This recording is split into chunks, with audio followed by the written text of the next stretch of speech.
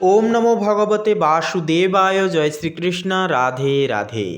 নমস্কার প্রিয় দর্শক বন্ধুগণ, সিংহ রাশি তথা সিংহ লগ্ন অনুসারে আগামী জানুয়ারি মাসের 15 তারিখ থেকে শুরু করে পুরোপুরি ফেব্রুয়ারি মাসের 15 তারিখ এই সময়কালে লিপিবদ্ধ সারে আপনাদের একান্তই যে বিষয়টি দেখা যাবে, আপনাদের পঞ্চম ঘরে একান্তই 4টি গ্রহের গুরুত্বপূর্ণ গোচর এবং সম্মিলিত যে যুগ্ম অবস্থান সেটা কিন্তু লক্ষ্য করা যাবে, যার পরিপ্রেক্ষিতে একটা চতুর্গ্রহী মহাযোগ সৃষ্টি হবে।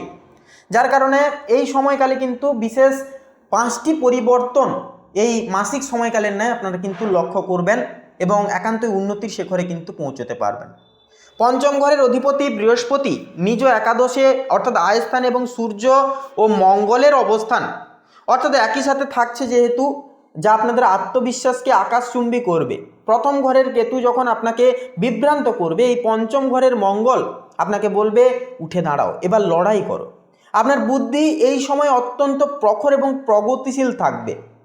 বুধ এবং শুক্রের সহ অবস্থান নির্দেশ করছে যে যারা সৃজনশীল কাজ, ব্যাংকিং বা পরামর্শদাতার কাজের সাথে যুক্ত বা একান্ত এই সমস্ত কাজের সঙ্গে বর্তমান স্থিতিরত রয়েছেন, আপনাদের আয় এই সময় বহুগুণ বিকল্পনীয়ভাবে বৃদ্ধি পাবে তথা বেড়ে যাবে। প্রেম সম্পর্কের ক্ষেত্রে আপনি খুব আবেগপ্রবণ হয়ে পড়বেন, তবে বুধের উপস্থিতির কারণে বুদ্ধির প্রয়োগ করে সম্পর্ককে টিকিয়ে রাখতে সক্ষম হবেন অনেকখানি। লগ্নের কেতু আপনাকে শান্তি খুঁজতে বাধ্য করবে, আর পঞ্চম ঘরের এই 4 গ্রহ আপনাকে কর্মতৎপরতা রাখবে।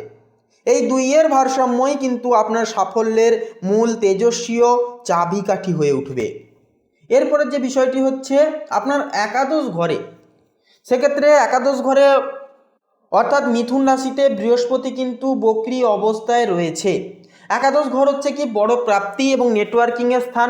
বৃহস্পতি বক্রী থাকার মানে হলো ভাগ্য আপনাকে খুব সহজে কিছু দেবে না, তবে আপনি যদি অতীতের কোনো অসম্পূর্ণতা কাজ বা পরিকল্পনা আবার শুরু করেন, তবে সেখান থেকে কিন্তু বড় স্থায়িত্ব অঙ্কের একটা অর্থ কিন্তু আসার প্রবল চান্স বা সম্ভাবনা রয়েছে।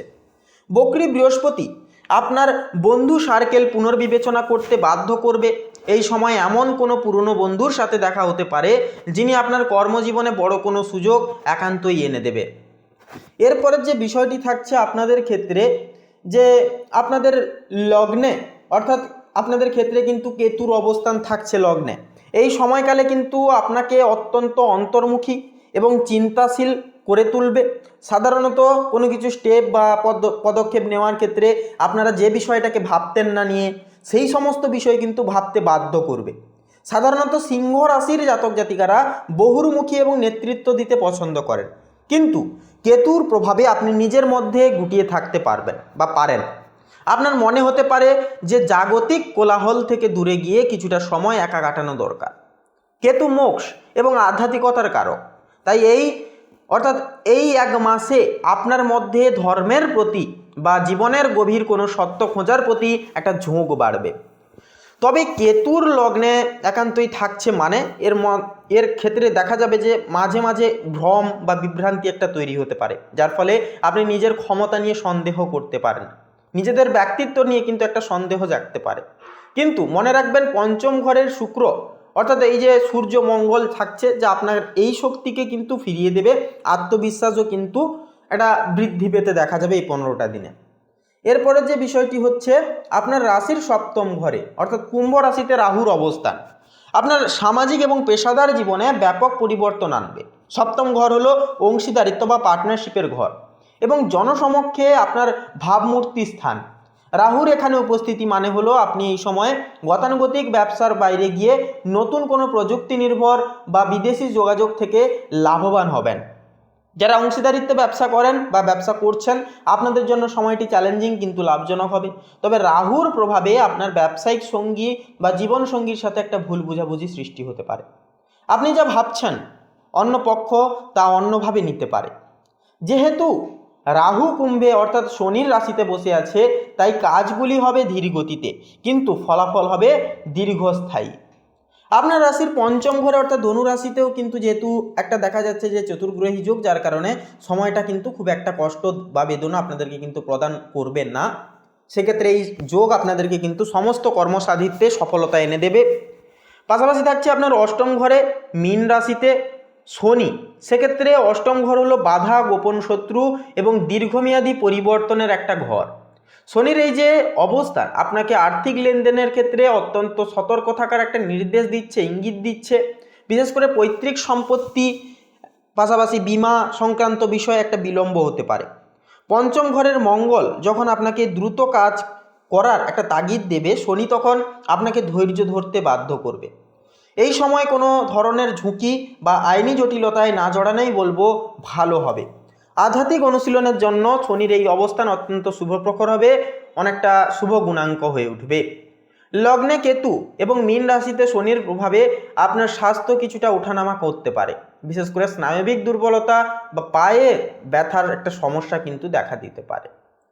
রাহুর সপ্তম অবস্থানের কারণে জীবনসঙ্গীর স্বাস্থ্যের দিকেও কিন্তু বিশেষ একটুকু নজর দিতে হবে।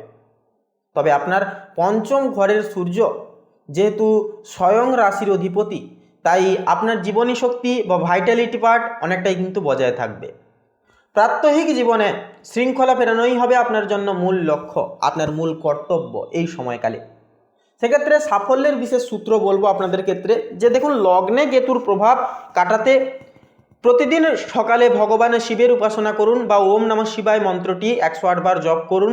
সপ্তম ঘরের রাহু ও অষ্টম ঘরের শনির জন্য শনিবার একান্তই কালো তিল দান করা বা কুকুরকে খাওয়ানো অত্যন্তই ফলদায়ক হবে।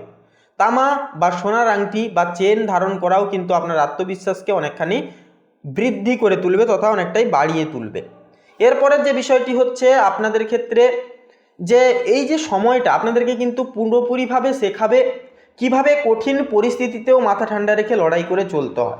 প্রত্যেকটা দিকে কিন্তু খামখেয়ালি হলে চলবে না, অবশ্যই মাথা ঠান্ডা রেখে ভাবনা চিন্তার অন্তরালে ভাবনা চিন্তার বশবর্তী হয়ে তবেই আপনারা প্রত্যেকটা ক্ষেত্রে সিদ্ধান্তগুলি গ্রহণযোগ্য করবেন। হুটহাট করে বা হুড়োহুড়ি করে কোনো রকম কোনো ক্ষেত্রে বা পদক্ষেপ নিতে যাবেন না, একান্তে কিন্তু সমস্যা দেখা দিতে পারে। তাই বলবো অবশ্যই ভাবনা চিন্তার অন্তরালে এই সময়টিকে পদক্ষেপ নিন, পদক্ষেপগুলি গ্রহণযোগ্য করে জীবনে সঠিক মারফতে এগিয়ে যান। তো সেক্ষেত্রে বন্ধুরা এবারে বলবো যে আজকের এই পর্বটি এই পর্যন্ত। আজকের এই পর্বটি দেখে কেমন লাগলো বা কোন কোন বিষয়ে নিয়ে আরও গভীরে আপনারা জানতে চান, অবশ্যই আমাদের এই চ্যানেলের আজকের এই পর্বের কমেন্ট বক্সে আপনারা লিখে জানাতে পারেন। অবশ্যই আমরা পার্সোনালভাবে সময় সাপেক্ষে আপনাদেরকে সময় দেওয়ার চেষ্টা করব এবং সকল প্রশ্নের উত্তর দিয়ে যাব অবশ্যই। এবং কমেন্টে ভক্তি ভরে লিখে যাবেন জয় রাধা গোবিন্দের জয় এবং লিখে যাবেন ওম নমঃ শিবায় হর হর মহাদেব। দেখবেন সমস্ত নেতিবাচকতা থেকে আপনারা মুক্তি পাবেন, চিরতরে জীবনে ফিরবে আসল উন্নতি। এর পাশাপাশি ভিডিওটি আপন বন্ধু বান্ধবদের সাথে শেয়ার করে একটি লাইক দিয়ে আমাদের এই চ্যানেলটিকে সাবস্ক্রাইব করে অল অপশানে সিলেক্ট করে পাশে থাকতে ভুলবেন না। আপনারা ভালো থাকুন, সুস্থ থাকুন, সতর্ক থাকুন। নমস্কার।